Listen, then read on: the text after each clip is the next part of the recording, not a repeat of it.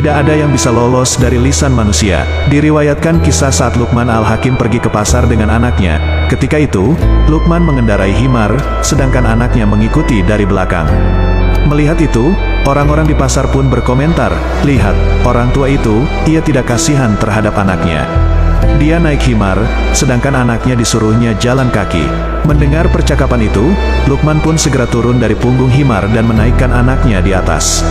Namun, ternyata orang-orang di pasar masih saja berkomentar, "Masya Allah, lihat anak tidak tahu diri itu.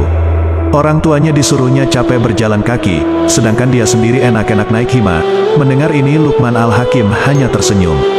Akhirnya dia pun naik di atas punggung himar, bersama dengan anaknya. Namun, itu membuat orang-orang di pasar semakin ramai berkomentar, "Ya ampun, apa mereka berdua tidak kasihan dengan si himar yang keberatan?" Luqman dan anaknya akhirnya turun dari himar. Himar pun jalan tanpa beban di punggungnya, padahal himar dikenal kuat, sehingga dipakai sebagai hewan pengangkut beban. Karena itulah, orang-orang di pasar heran mengapa Luqman dan anaknya membawa himar, tapi hewan itu tidak dinaiki. Saat tiba di rumah pulang, Luqman Al-Hakim menasihati anaknya, "Wahai anakku, kamu dengar apa yang dikatakan orang-orang tentang kita tadi?" Anaknya mengangguk sambil menatap ayahnya. "Sesungguhnya banyak orang yang suka menilai perbuatan orang lain. Tapi kita harus teguh pendirian, dengan melakukan segala sesuatu cukup sesuai dengan perintah Allah.